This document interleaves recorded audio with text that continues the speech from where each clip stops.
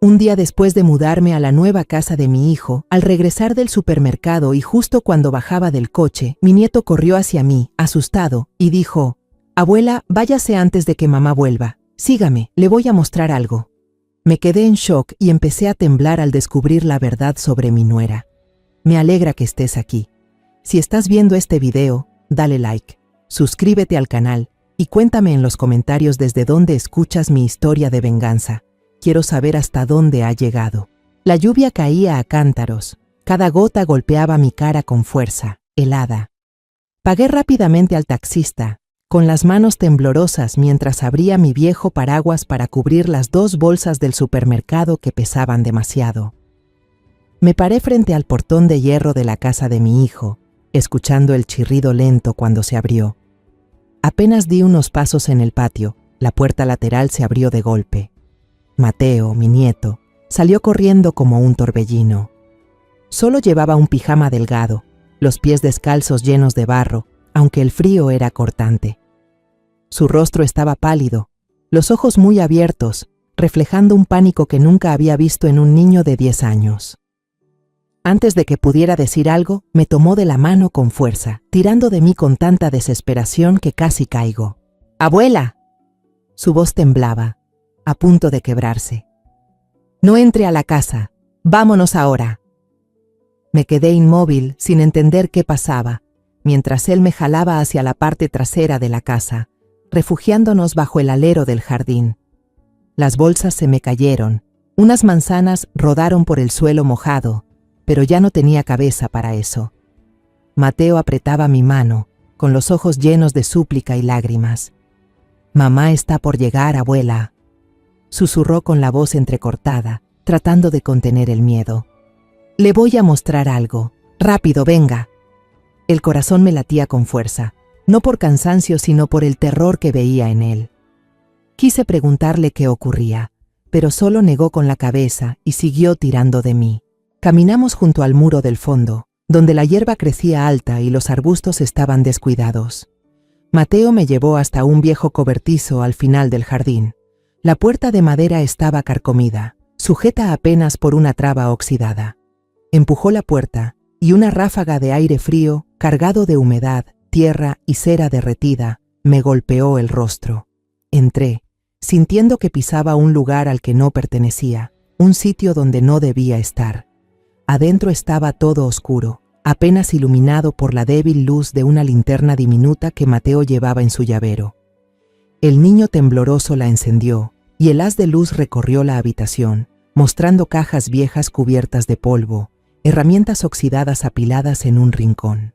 En el centro había una mesa de madera tosca, sobre la cual un círculo de velas casi consumidas lanzaba llamas temblorosas, proyectando sombras danzantes en las paredes. En medio del círculo había un cuaderno de tapa de cuero gastado y una foto dentro de un marco de plata ennegrecido. Entrecerré los ojos para ver mejor. El rostro de la mujer en la foto me era desconocido, pero algo en ella me erizó la piel. No era una foto familiar cualquiera. El aire se volvió espeso, denso, sofocante. Me giré hacia Mateo, dispuesta a preguntar qué era todo eso, pero él me apretó la mano con más fuerza y me empujó detrás de unas tablas viejas apoyadas en la esquina. «Abuela, no diga nada», susurró, tan bajo que tuve que inclinarme para oírlo. En ese instante, el sonido de un motor retumbó afuera, seguido por el pitido electrónico que ya conocía. La luz de los faros se filtró por la ventana polvorienta del cobertizo, iluminando el rostro pálido de Mateo. El niño se estremeció, el cuerpo entero le temblaba. Sentí su miedo recorrerme como una corriente eléctrica. «Mi mamá», susurró con la voz a punto de quebrarse. Dijo que haría que la abuela Margarita volviera a vivir. Me quedé helada. Esas palabras me atravesaron como un cuchillo. La abuela Margarita. La madre de Camila había muerto hace 15 años en un accidente automovilístico. No alcancé a preguntar más cuando la linterna de Mateo iluminó por accidente la pared opuesta. En la penumbra pude ver unas letras torcidas, escritas con algo de color rojo oscuro, como sangre seca. «Los cuerpos deben ser iguales». La escritura era irregular, pero cada trazo se grabó en mi mente como fuego. Sentí que la sangre se me congelaba. El espacio pareció encogerse, dejándonos solo a mí, a Mateo y a aquella frase aterradora. 2 semanas antes, yo todavía estaba en el pequeño balcón de mi casa en Puebla, regando la bugambilia roja que había cuidado desde que Diego, mi hijo, era apenas un niño. El sol de la tarde era suave, el olor a tierra húmeda y el perfume de las flores me tranquilizaban el alma. De pronto, sonó el teléfono, interrumpiendo mis pensamientos. Me limpié las manos en el delantal y contesté. La voz de Diego sonó al otro lado, extrañamente entusiasta, como si tratara de convencerme a mí y también a sí mismo. Mamá, Camila está preocupada porque vive sola allá. Nuestra casa es grande. Ven a Querétaro a quedarte con nosotros un tiempo, para que la familia esté unida. Acentuó sus palabras, con un tono un poco forzado. Fue idea de Camila, mamá. Ella dijo que quiere que vengas, para que la casa sea más alegre. Me quedé callada un instante, no porque dudara, sino por la forma en que Diego hablaba, como si estuviera leyendo un discurso preparado. Pero entonces pensé en Mateo, mi nieto, al que no veía desde la Navidad pasada. Sonreí al teléfono. Está bien, hijo. Iré. El día que llegué a Querétaro, el cielo estaba despejado, pero el aire se sentía pesado, como si la ciudad guardara un secreto que yo aún no sabía. Diego y Camila fueron a la terminal a buscarme. Diego me abrazó fuerte, con una sonrisa radiante, igual que cuando era niño. Pero Camila era diferente. Llevaba un vestido blanco elegante, el cabello recogido con cuidado, y una sonrisa tan perfecta que parecía ensayada. Cuando me abrazó, el gesto fue rígido, frío, como si se tratara solo de una formalidad. Mamá, me alegra mucho que haya venido, dijo con voz suave, pero sin mirarme a los ojos. Asentí, intentando apartar la incomodidad que empezaba a crecer en mi pecho. Tal vez solo estaba siendo demasiado sensible, pensé. La casa de Diego y Camila era una mansión moderna, enorme, con tonos blancos y grises que daban una sensación de frialdad. Todo estaba impecable, sin una mota de polvo, sin un rasguño, sin un solo objeto que mostrara señales de vida. No había fotos familiares, ni juguetes de Mateo tirados por ahí, ni esas manchas de tinta o huellas pequeñas que siempre hay en las casas con niños. Camila me llevó al cuarto de huéspedes, una habitación hermosa, casi como de revista, pero sin alma. La cama tenía sábanas de seda blanca, las toallas estaban dobladas con precisión, y sobre la almohada habían dejado un pijama de seda. Pensé que esto le gustaría más que su ropa vieja, mamá, dijo Camila con esa sonrisa perfecta que no alcanzaba sus ojos. Le di las gracias, aunque por dentro me sentí incómoda. Ese pijama, aunque lujoso, no era para mí. Yo prefería mi viejo camisón de algodón, suave, con olor al sol de los días en que lo tendía en el patio. Esa noche, durante la cena, noté algo extraño. Había fotos de la señora Margarita, la madre de Camila, por todas partes. Un retrato grande colgaba sobre la chimenea falsa del salón. Su rostro serio y sus ojos parecían atravesarme. Había fotos más pequeñas en las estanterías, en el escritorio de Camila, incluso una en la cocina, junto al frasco de especias. Tomé uno de los marcos, pasé los dedos por el cristal frío y dije con suavidad: ¿Aún extrañas mucho a tu mamá, Camila? Solo quería romper el silencio incómodo de la mesa. Camila detuvo el cuchillo y el tenedor en el aire. Levantó la vista y en sus ojos brilló una chispa extraña, como si yo hubiera tocado algo prohibido.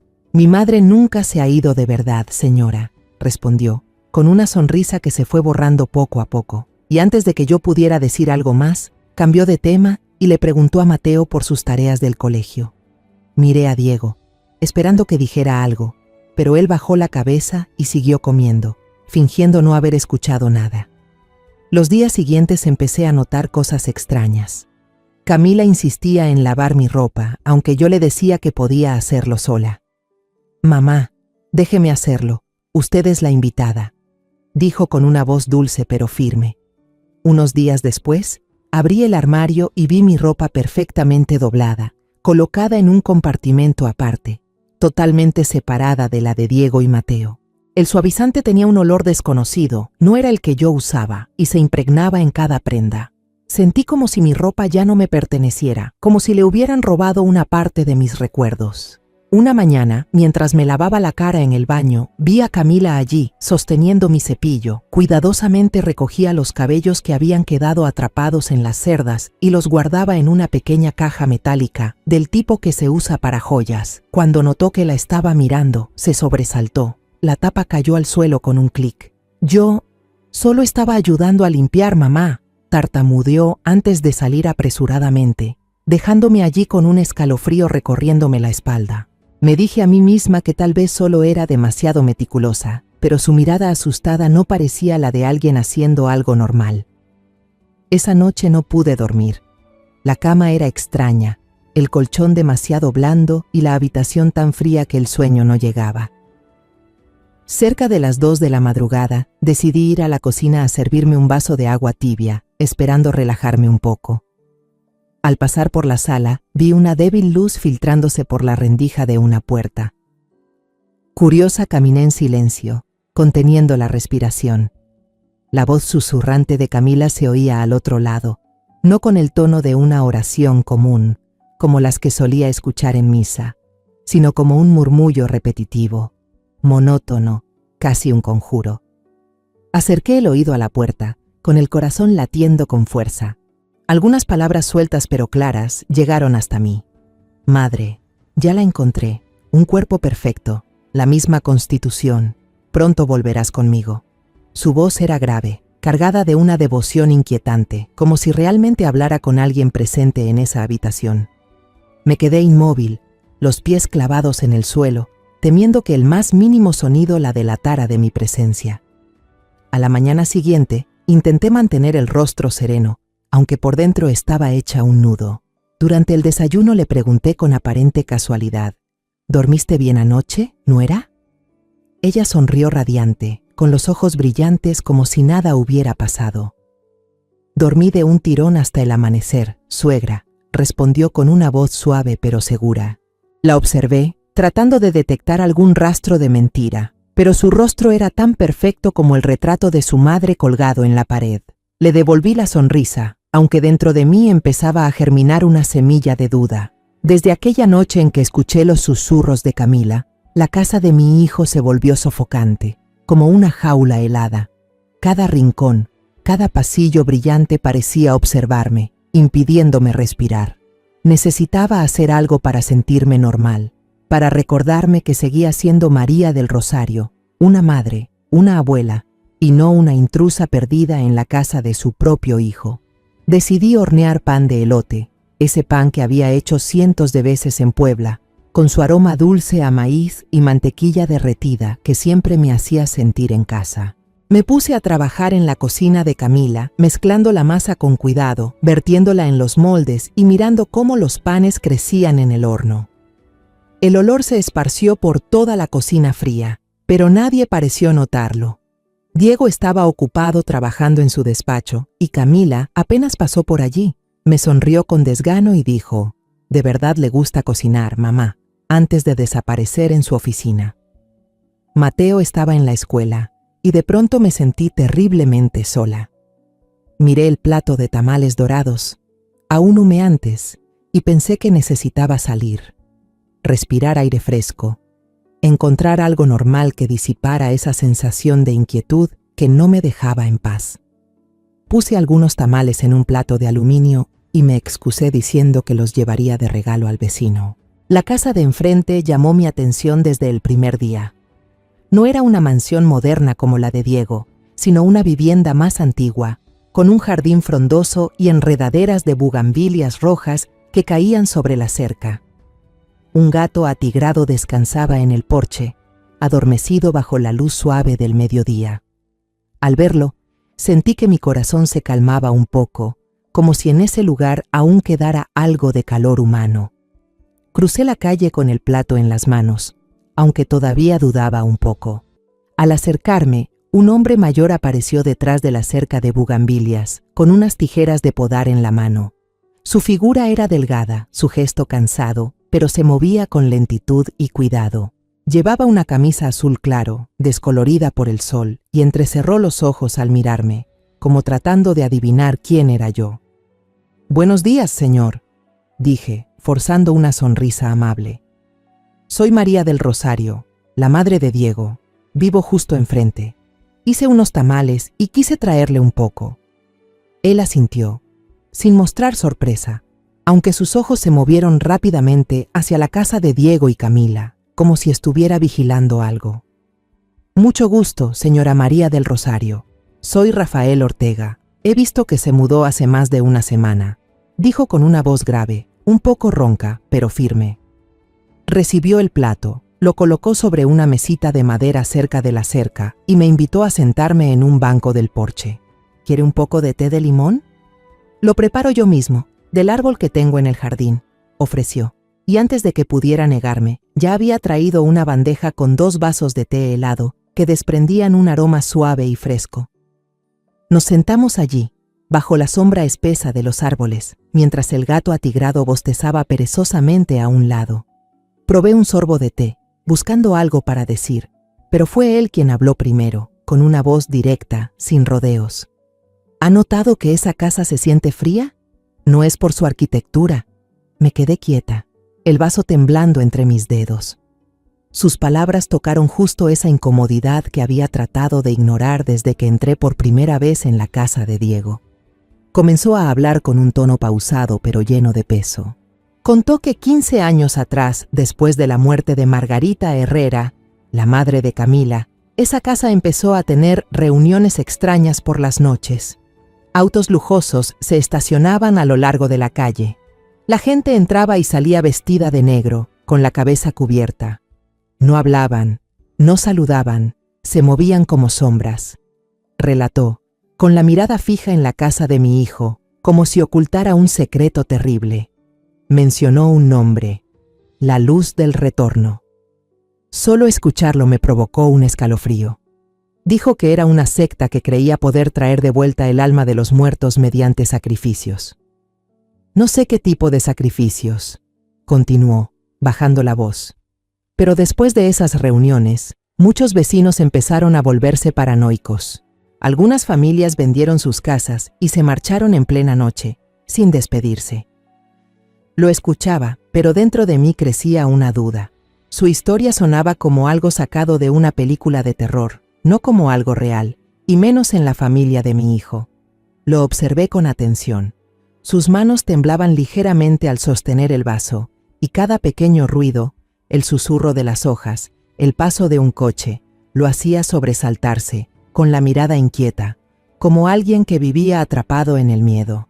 Me dije que tal vez era solo un anciano solitario, con demasiada imaginación después de tantos años viviendo solo. Quizás mi nuera solo sea reservada, señor Rafael, le respondí con una voz tranquila y cortés. Camila es una persona muy precavida, nada más. Me levanté, le di las gracias por el té y me despedí, aún con el corazón revuelto, pero decidida a no dejar que aquella conversación me afectara demasiado.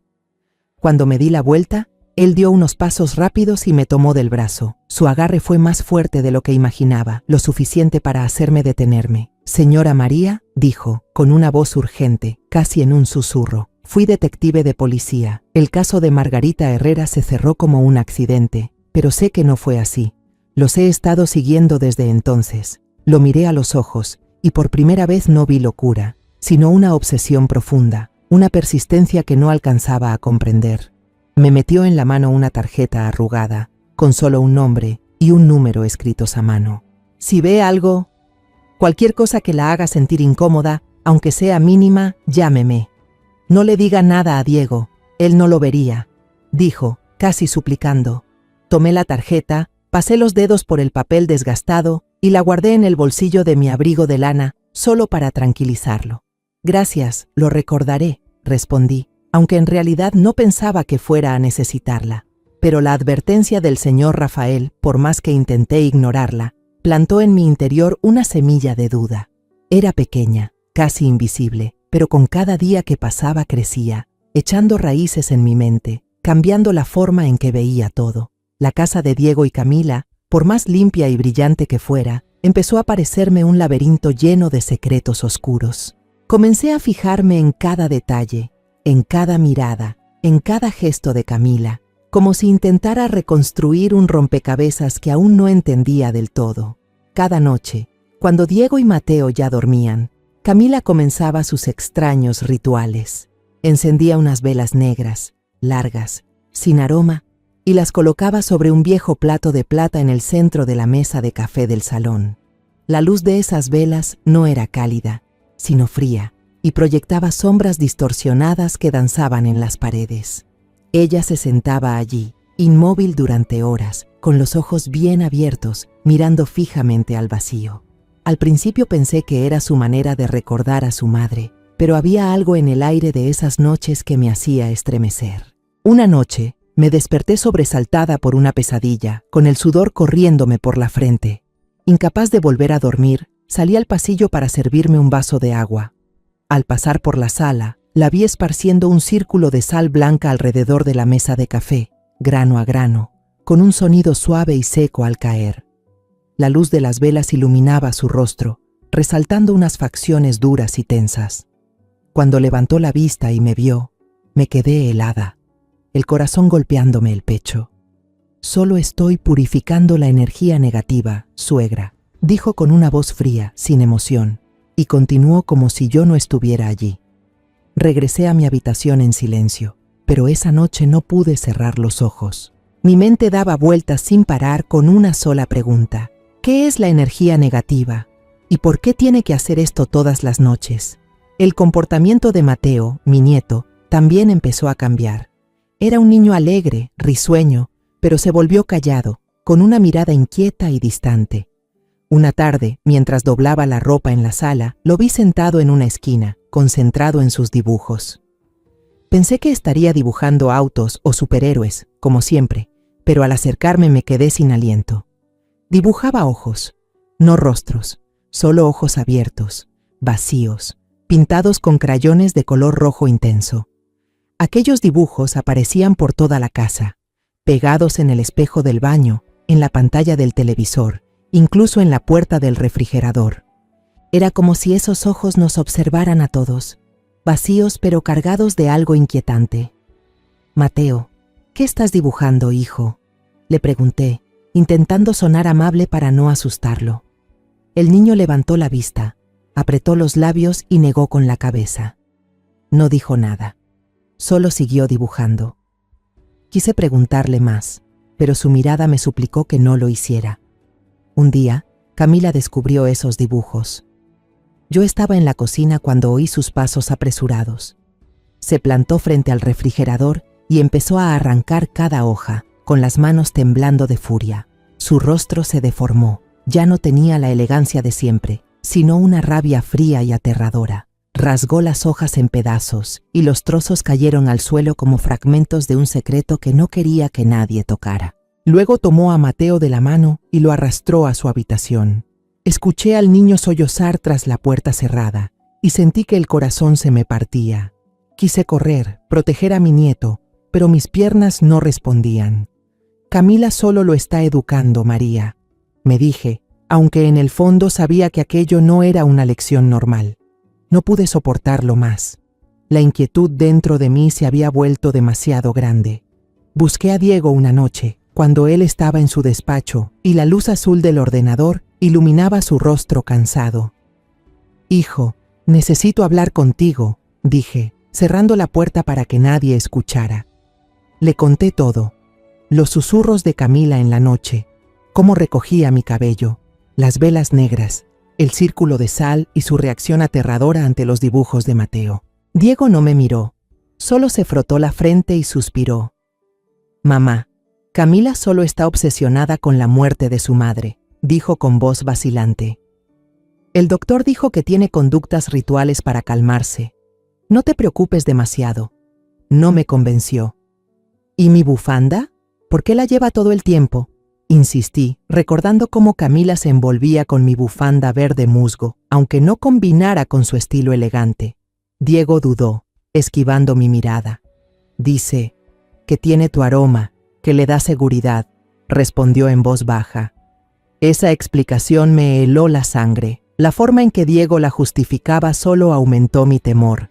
Si mi propio hijo se negaba a ver la verdad, Tendría que descubrirla por mi cuenta. Empecé a observar con más atención y noté que Camila limpiaba y reorganizaba mi armario constantemente, aunque yo le había dicho que no era necesario. «Déjelo en mis manos, mamá, no se preocupe», decía siempre con una sonrisa perfecta, pero yo sabía que algo no estaba bien. Una tarde, mientras Camila llevaba a Mateo a sus clases, decidí revisar mi ropero. Fui moviendo los suéteres, con las manos temblorosas, sin saber qué buscaba. Hasta que, detrás de una pila de ropa, toqué una cajita de madera, fría como el hielo. Mi corazón se aceleró al abrirla. Dentro, sobre un paño de terciopelo negro, estaban mis cosas. El peine que usaba cada día, un botón desprendido que creía haber tirado, un trozo de uña, y lo peor de todo, la muela del juicio que me habían quitado la semana anterior, la misma que yo recordaba haber echado a la basura. Pero lo que casi me hizo caer fue el gorrión seco, con las alas extendidas y sujetas por 2 alfileres brillantes. Cerré la caja de golpe. Las manos me temblaban tanto que apenas podía sostenerla. Aquello no era dolor ni luto por una madre muerta. Era una preparación, un plan minucioso, y yo sabía que era parte de él. La advertencia del señor Rafael resonó en mi mente. Ya no parecía el delirio de un anciano solitario. Después de hallar la caja en el armario, me quedé como un fantasma. Cada vez que cerraba los ojos, veía al gorrión reseco con las alas clavadas y me despertaba sobresaltada en mitad de la noche. Fingía normalidad, sonreía a Camila, la ayudaba a limpiar la cocina, pero por dentro el corazón me latía con fuerza, esperando algo terrible. Sabía que no podía mostrar mi miedo. Si Camila lo notaba, no sabía qué podría pasarme, o peor aún, qué podría pasarle a Mateo. Una mañana, estaba sentada en la sala intentando leer un libro para calmar la mente, cuando escuché un crash desde el escritorio de Mateo. El niño había derramado su vaso de leche con chocolate. El líquido marrón oscuro se esparció sobre la superficie brillante de madera. «Ay, abuela, lo siento», exclamó asustado, con los ojos muy abiertos, mirándome como si temiera un regaño. Sonreí y moví la mano. «No pasa nada, déjame limpiarlo». Camila estaba en una esquina de la habitación, hablando por teléfono con voz monótona, sin prestarnos atención. Fui a la cocina por unas servilletas y empecé a limpiar la mesa, pero al abrir el cajón para sacar más, sin querer tiré el cuaderno de dibujo de Mateo al suelo. Se abrió de golpe y la página que apareció frente a mis ojos me dejó helada. Ya no había dibujos de superhéroes ni de coches como solía hacer. En su lugar había una mujer de cabello canoso con una bata de lana verde musgo, la misma que yo suelo usar en casa, ahora guardada en el armario, que Camila había envuelto una vez alrededor de su cuello como si fuera un trofeo. La mujer del dibujo estaba inmóvil dentro de un círculo de velas, con los ojos vacíos, el rostro sin vida, como una figura de cera.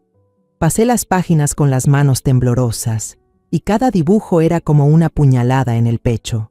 Había decenas, cada uno más detallado que el anterior.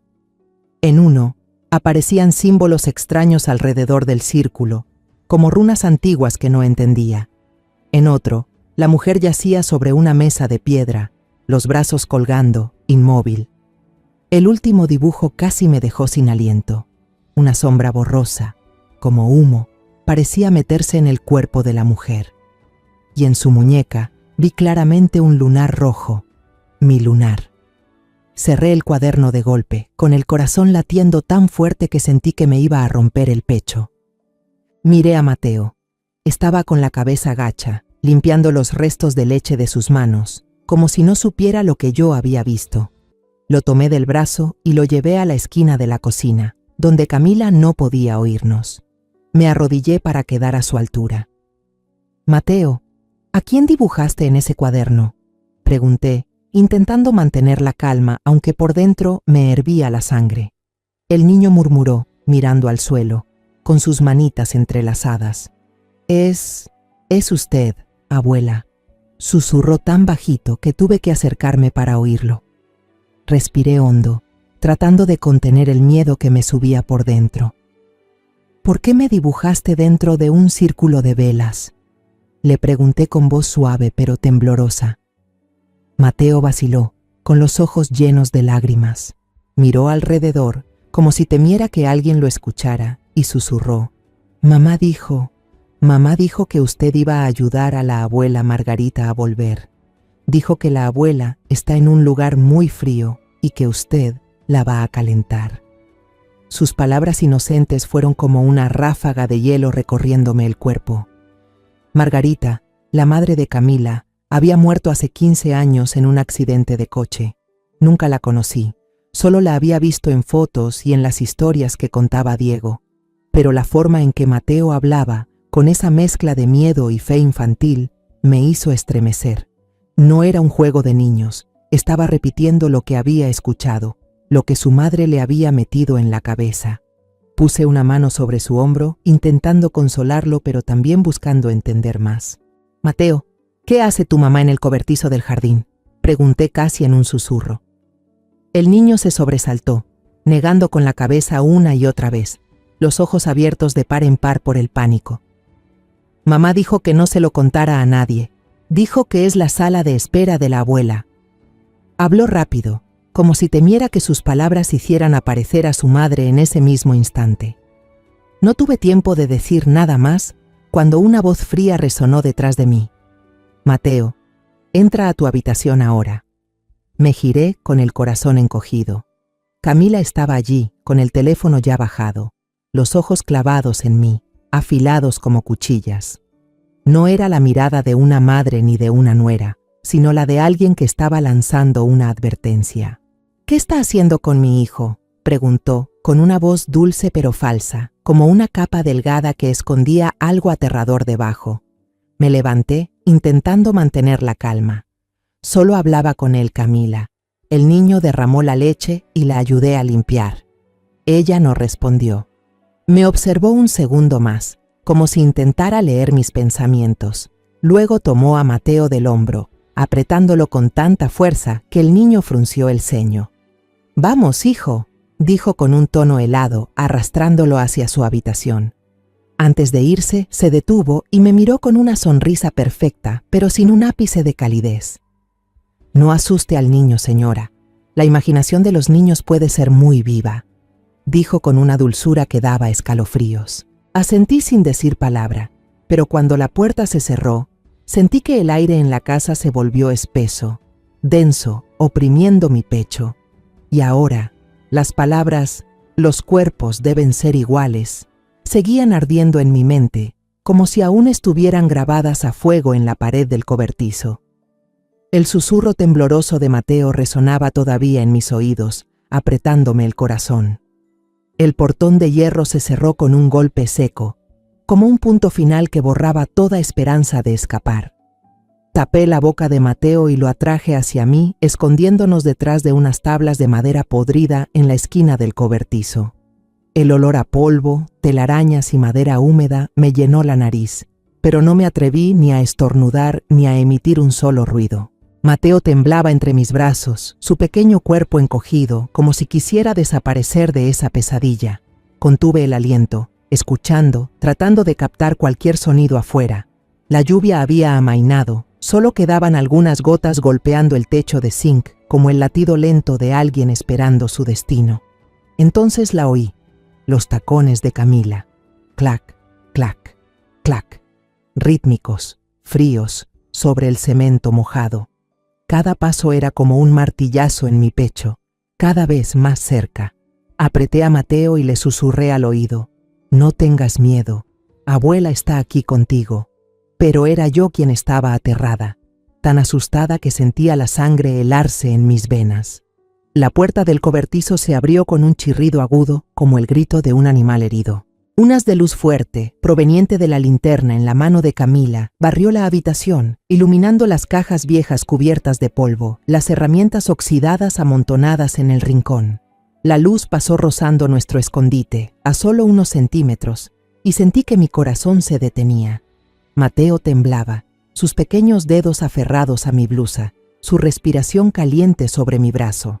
Lo abracé más fuerte, rogando que no nos descubriera, que la oscuridad y las tablas podridas fueran suficientes para protegernos. Camila entró, sus ojos afilados recorriendo el lugar como los de un depredador buscando a su presa. Pude ver su silueta a través de la rendija entre las tablas, alta, delgada, con un vestido blanco que, bajo esa luz tenue, parecía un sudario. Se detuvo, escuchó. El silencio era tan profundo que dolía, roto solo por el goteo constante del agua sobre el techo. Contuve la respiración, convencida de que hasta un mínimo sonido la delataría. Después de unos segundos que parecieron siglos, Camila pareció convencerse de que había imaginado cosas. Se acercó a la mesa de madera en el centro, donde las velas seguían ardiendo débilmente. Dejó la linterna sobre la mesa, la luz subió por su rostro, creando sombras torcidas, deformadas, que la hacían parecer otra persona. Nunca había visto a Camila así. Ya no era la nuera elegante ni la madre de Mateo, sino alguien consumida por una obsesión oscura. Ella acarició suavemente la tapa del cuaderno de cuero sobre la mesa, pasando los dedos por la superficie desgastada como si se tratara de un objeto sagrado.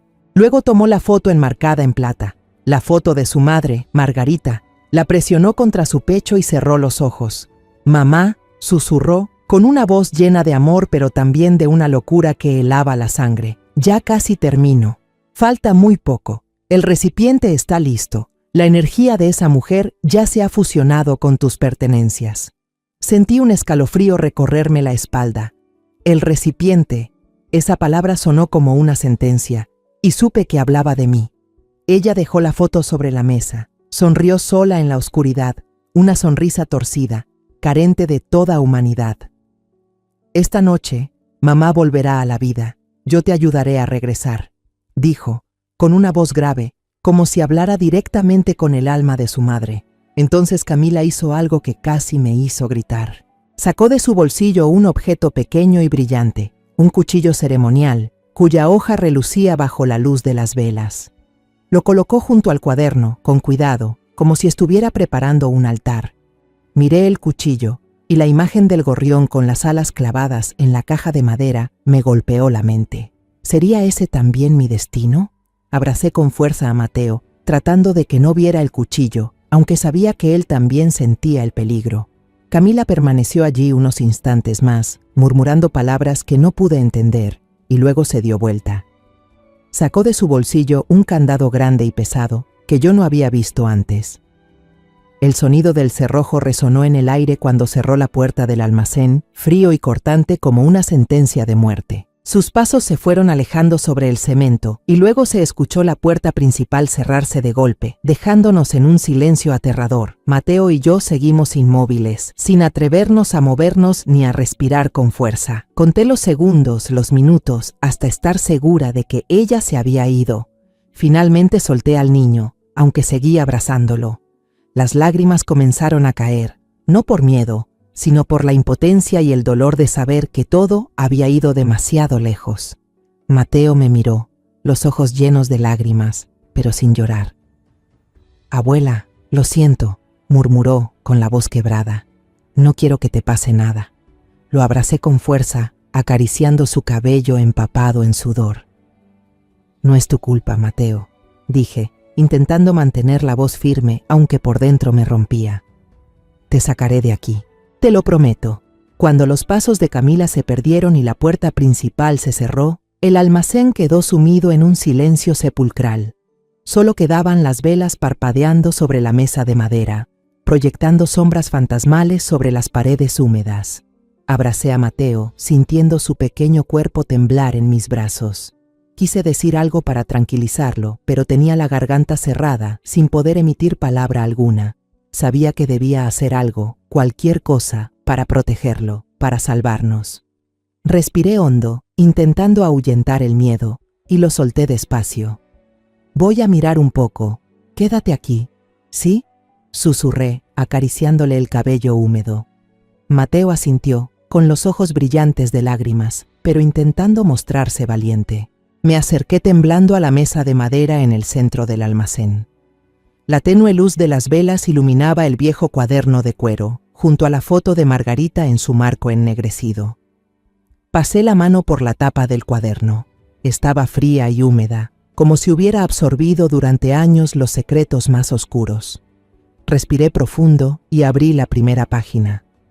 La letra de Camila apareció ante mis ojos, cuidada pero temblorosa, escrita en un estado de mente claramente alterado. El título me heló la sangre. Ritual de resurrección, la luz del retorno. Solo leer ese nombre bastó para hacerme sentir que estaba frente a una maldición antigua. El cuaderno no era un diario ni un conjunto de oraciones comunes. Era una guía detallada, fría y científicamente perturbadora, como si alguien hubiera dedicado toda su vida a perfeccionar un plan demencial. Paso 1. Preparar al huésped. Se debe encontrar a una persona del mismo sexo, con una edad similar, más o menos 5 años, y un estado de salud parecido al de la persona fallecida en el momento de su muerte, decía la línea escrita. Sentí que la sangre se me helaba. Yo, una mujer de 64 años, sana, quizá era la candidata perfecta a los ojos de Camila. Paso 2. Asimilación de energía. El huésped debe vivir en el entorno del difunto, usar sus pertenencias y, lo más importante, permitir que sus objetos personales, cabello, uñas, artículos de uso diario, sean purificados y cargados energéticamente junto con las reliquias del muerto. La imagen de la caja de madera con mi cabello, mis uñas y mi muela del juicio apareció en mi mente, haciendo que el estómago se me retorciera. Paso 3. Ritual de transferencia. En el aniversario exacto de la muerte, el alma del difunto será invocada. El huésped, una vez asimilado, se convertirá en un recipiente vacío para que el alma entre en él. El ritual requiere un sacrificio vivo, una criatura de sangre pura, como puente de conexión. La imagen del gorrión seco con las alas clavadas surgió en mi mente, y un escalofrío recorrió mi cuerpo al pensar que eso solo era una pequeña parte del plan. Pasé a la última página, y mi corazón casi se detuvo. Debajo de la línea huésped elegido, mi nombre estaba escrito con claridad, cada letra grabada como en piedra. María del Rosario García. Al lado había información detallada. Fecha de nacimiento, tipo de sangre, estatura, peso. Todo era exacto hasta un punto aterrador. Peor aún, había una foto mía tomada a escondidas mientras dormía, con los ojos cerrados y el rostro completamente indefenso. Sentí que me desnudaban, como si mi propia existencia hubiera sido violada.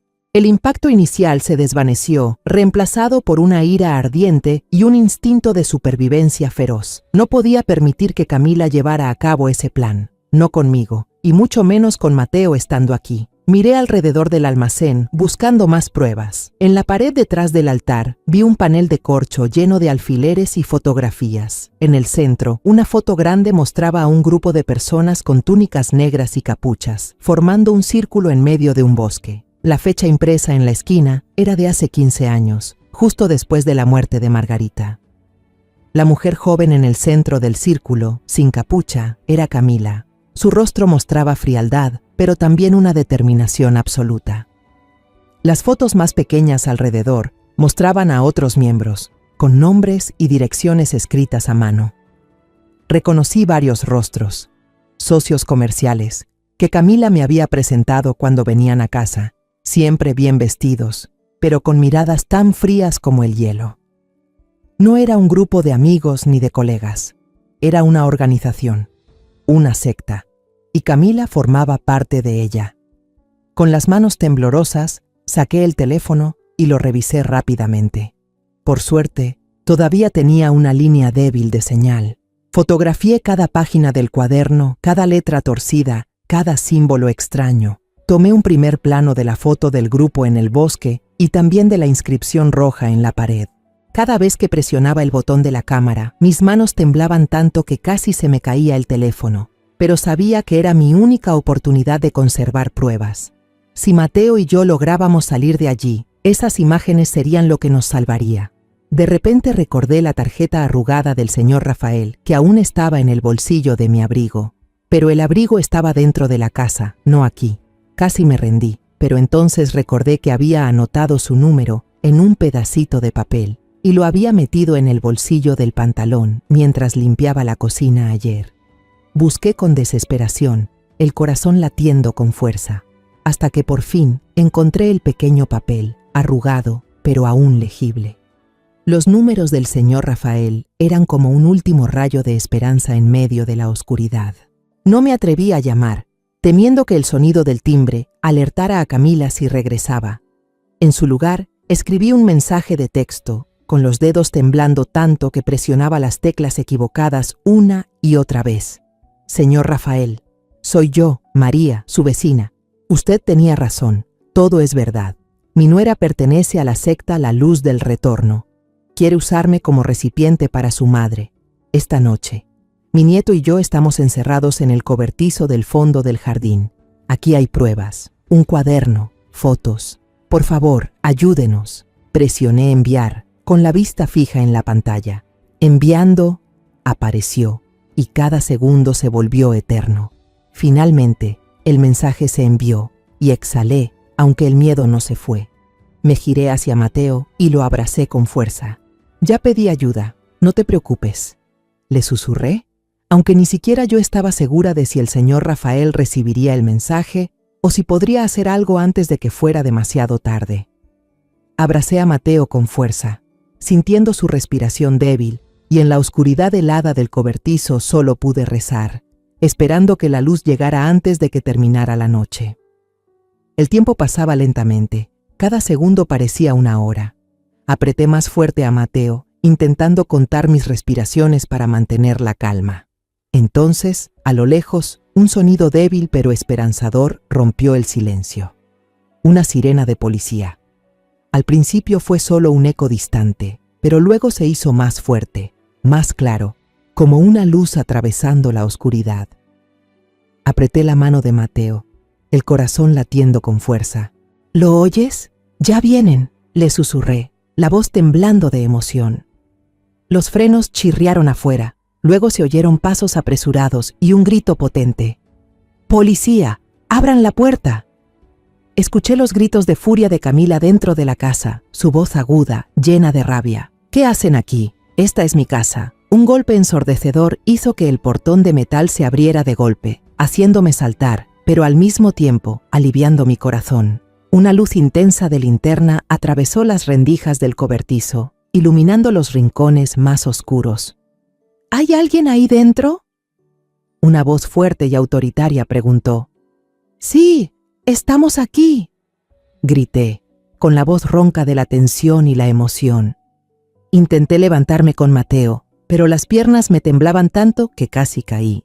Se escuchó el sonido metálico del candado rompiéndose, y la puerta del cobertizo se abrió de golpe. El señor Rafael fue el primero en entrar, su figura delgada pero su mirada llena de determinación.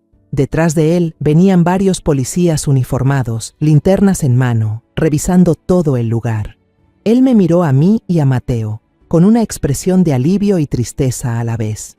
«Ya está a salvo, doña María», dijo con voz grave pero firme. Abracé a Mateo con fuerza, las lágrimas brotando, no de miedo, sino de saber que habíamos escapado de la muerte por un suspiro. La policía me ayudó a salir del almacén junto con Mateo hacia el patio iluminado por las luces azules y rojas de los coches patrulla. Los vecinos se habían reunido frente al portón, murmurando con curiosidad y miedo. Vi a Camila siendo esposada por 2 agentes. Su rostro ya no tenía la elegancia habitual, sino una expresión deformada por la ira y la derrota. Al verme, gritó con una voz quebrada. «Usted arruinó todo. Mi madre está a punto de regresar». No respondí, solo abracé con fuerza a Mateo, protegiéndolo de la mirada enloquecida de su madre. En ese momento, el coche de Diego entró al patio. Bajó, atónito ante el caos. Miró a Camila esposada, a mí y a Mateo bajo la protección de los policías, y luego a las pruebas, el cuaderno de cuero, la fotografía, que estaban sacando del almacén. ¿Qué está pasando?», tartamudeó con la voz temblorosa, como si su mundo acabara de derrumbarse. Un agente se acercó, le puso una mano en el hombro y le dijo con tono firme: «Señor Herrera, acompáñenos a la comisaría para aclarar algunos asuntos». El rostro de Diego se desmoronó por completo. Sus ojos vacíos parecían incapaces de asimilar lo que estaba ocurriendo. Cuando Mateo y yo fuimos llevados en la ambulancia para un chequeo médico, el señor Rafael se acercó. Puso su mano, delgada pero cálida, sobre mi hombro. «Gracias, señora María», dijo con una voz firme, muy distinta a la temblorosa de la primera vez que nos conocimos.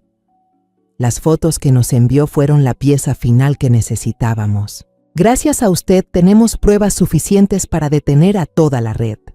Lo miré, y por primera vez entendí que su obsesión no era locura, sino la perseverancia de un hombre que había dedicado su vida a buscar justicia. Gracias a usted, señor Rafael, respondí con la voz entrecortada. Si no fuera por usted, Mateo y yo... No terminé la frase, pero él asintió, como si comprendiera todo lo que quería decir. Después de aquella noche aterradora en el almacén, Mateo y yo no pudimos volver a la casa de Diego y Camila. Ese lugar, que alguna vez fue el hogar de mi hijo, se había convertido en una jaula llena de sombras, donde cada rincón susurraba secretos siniestros. Con la dedicación de quien alguna vez fue policía, el señor Rafael nos consiguió alojamiento temporal en una pequeña posada en las afueras de Querétaro. La posada estaba en una calle tranquila, rodeada de nogales y con el canto de los pájaros al amanecer. No era lujosa, pero sí acogedora, y lo más importante, nos hacía sentir seguros, aunque fuera por un tiempo. Esa primera noche, Mateo tuvo pesadillas. Se despertó gritando: «Abuela, no te vayas», mientras dormía, sus pequeñas manos aferradas a mí como si temiera que desapareciera. Lo abracé, cantándole las viejas canciones de cuna que solía entonar para Diego cuando era niño, hasta que su respiración se volvió tranquila y volvió a dormirse entre mis brazos. Pero yo no pude dormir. Mi mente giraba sin descanso, recordando lo ocurrido, el cuaderno, el cuchillo ritual y la verdad de que estuve a punto de convertirme en el recipiente de un rito macabro. Al día siguiente, la policía llegó a la posada para tomar mi declaración oficial. Me senté en una pequeña habitación frente a un joven oficial de mirada seria pero comprensiva. Le conté todo, desde la llamada de Diego invitándome a Querétaro, hasta el comportamiento extraño de Camila, la caja de madera con mi cabello y uñas, los dibujos de Mateo y, finalmente, el cuaderno de cuero hallado en el almacén. Les entregué mi teléfono, donde guardaba las fotos que había tomado apresuradamente allí.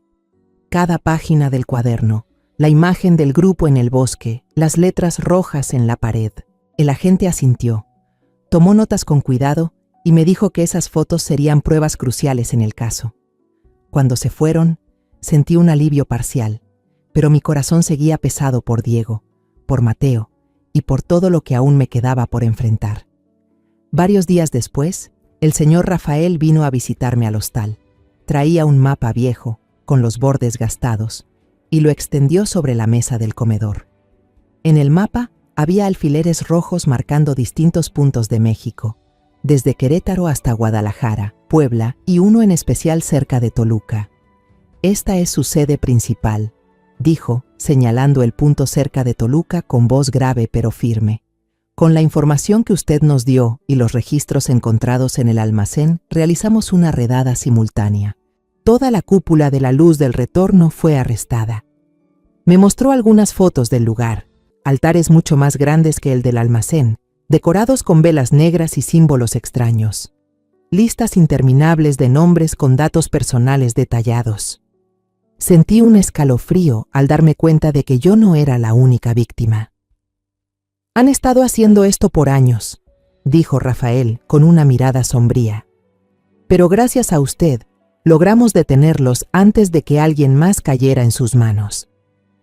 Asentí, sintiendo una mezcla de orgullo y dolor. Había ayudado a desenmascarar una secta, pero el precio fue la destrucción de mi familia. «¿Y Camila?», pregunté con la voz temblorosa. Rafael suspiró.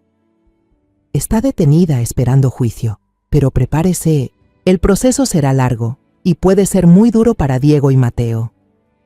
Asentí en silencio, sabiendo en el fondo que este viaje aún no terminaba.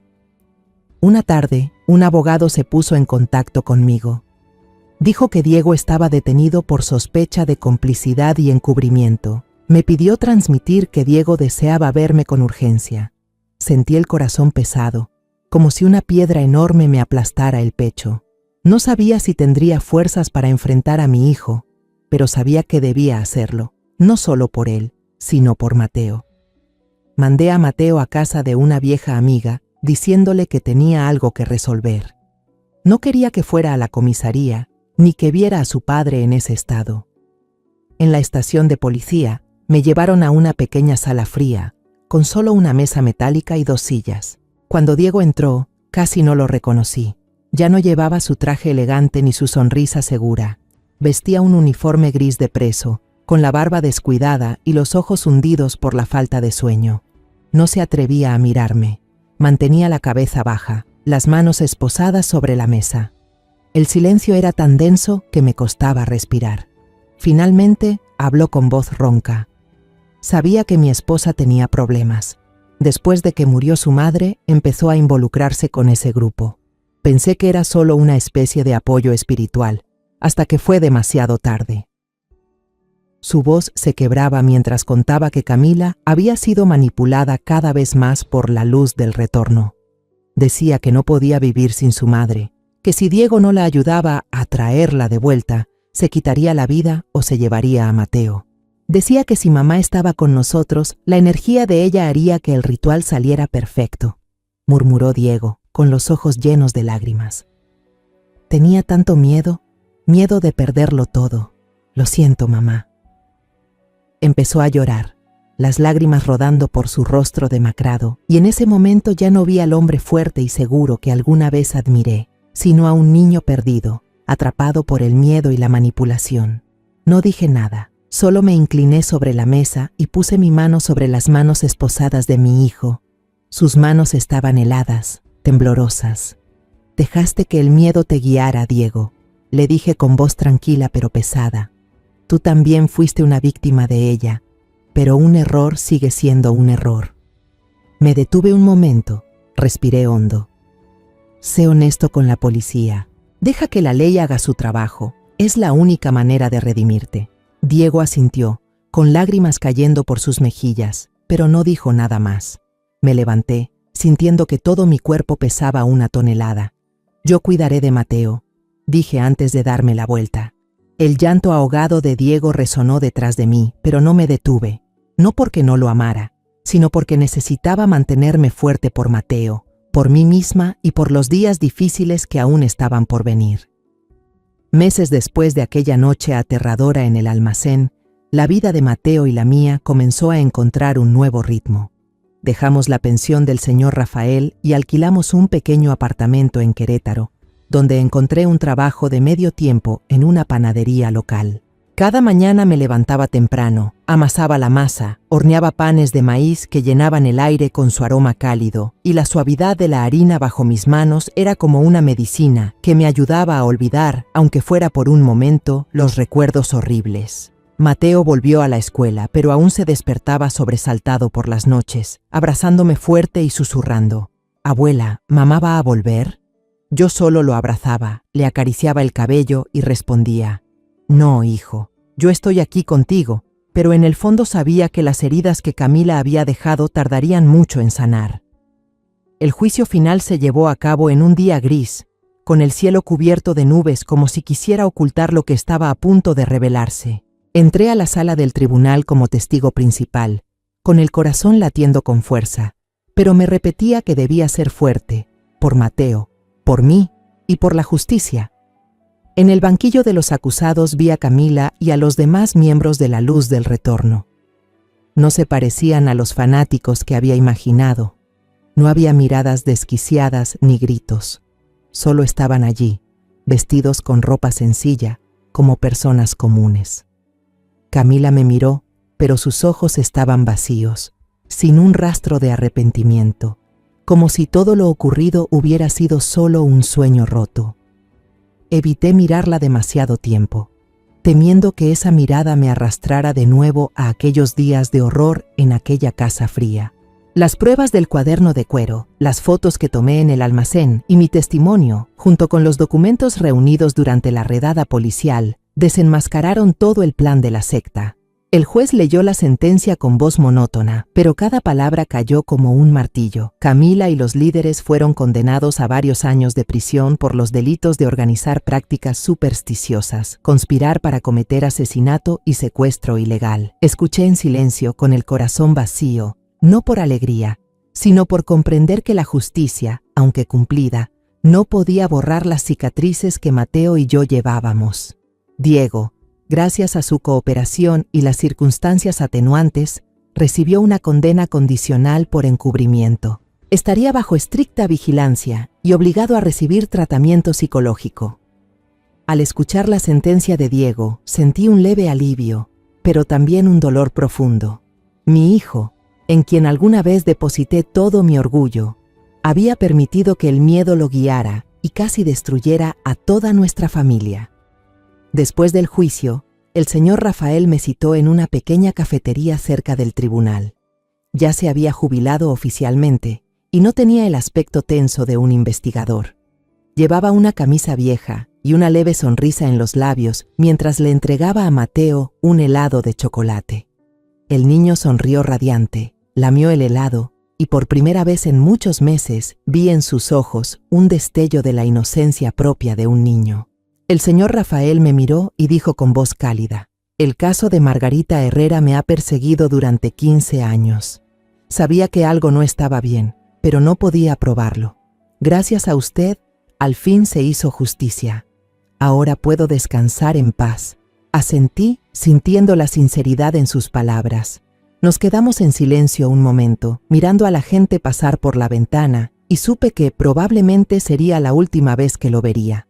Él había cumplido su misión, y yo también. Decidí dejar Querétaro. Ese lugar, aunque alguna vez fue el hogar de Diego, ahora solo evocaba recuerdos dolorosos. Con los pocos ahorros que tenía, compré una casita en una zona rural tranquila, lejos de la ciudad. La casa estaba en una colina suave, rodeada de campos de maíz verdes y caminos de tierra roja. No era grande, pero tenía un pequeño jardín detrás, donde Mateo y yo plantamos hileras de girasoles. Cada mañana salía al jardín, regaba las plantas, arrancaba la hierba y sentía la tierra entre mis manos como un recordatorio de que aún estaba viva, de que aún era libre. Mateo, aunque seguía cargando cicatrices invisibles, empezó a reír más a menudo. Una tarde, mientras regaba las flores, escuché su risa clara y brillante mientras corría detrás de una mariposa amarilla en el jardín. Ese sonido, tan puro e inocente, fue como un bálsamo para mi corazón. Me detuve, lo observé saltar entre las flores y sonreí. La pesadilla había terminado de verdad. Me senté en la silla de madera del jardín y miré el atardecer tiñendo el cielo de dorado. Mateo corrió hacia mí, me abrazó y tenía las mejillas manchadas de tierra. «Abuela, ¿mañana podemos plantar más flores?», preguntó con los ojos brillando. «Claro que sí, hijo», respondí acariciándole el cabello. «Vamos a plantar todo un campo de flores». En ese instante supe que, por doloroso que hubiera sido el pasado, habíamos encontrado la luz. Una nueva vida, sencilla pero llena de esperanza, nos esperaba. Abracé a Mateo con fuerza, sentí su calor y por primera vez en muchos meses, mi corazón estuvo en paz. Cuando todo hubo pasado, entendí que aquella tragedia no se trataba solo de una secta o de la locura de una persona, sino de una lección sobre los límites de la confianza y el poder del amor. Confié demasiado en mi nuera. Creí con demasiada facilidad que las buenas intenciones de los demás eran tan puras como las mías, y por poco pierdo mi vida y a mi nieto. Pero justo en el momento más oscuro, aprendí que la lucidez y el instinto de proteger a quienes amamos pueden salvarnos de la oscuridad. Hay dolores que nunca desaparecerán, pero si somos capaces de enfrentarlos y luchar por lo correcto, la luz siempre encontrará el camino de regreso. Quiero que todos, especialmente las madres y abuelas como yo, recuerden esto. La bondad debe ir acompañada de precaución, y el amor, por más que sea puesto a prueba, sigue siendo la única llama capaz de iluminar las noches más largas del miedo. La historia que acabas de escuchar ha cambiado nombres y lugares para proteger la identidad de los involucrados. No la contamos para juzgar, sino con la esperanza de que alguien escuche y se detenga a reflexionar. ¿Cuántas madres sufren en silencio dentro de su propio hogar? De verdad me pregunto, si tú estuvieras en mi lugar, ¿qué harías? ¿Elegirías callar para mantener la paz o te atreverías a enfrentarlo todo para recuperar tu voz? Quiero saber tu opinión, porque cada historia puede convertirse en una vela que ilumine el camino de otro. Dios siempre bendice, y estoy segura de que el valor nos llevará a días mejores. Ahora, en la pantalla final, dejaré 2 de las historias más queridas del canal. Estoy segura de que te sorprenderán. Gracias por haberte quedado conmigo hasta este momento.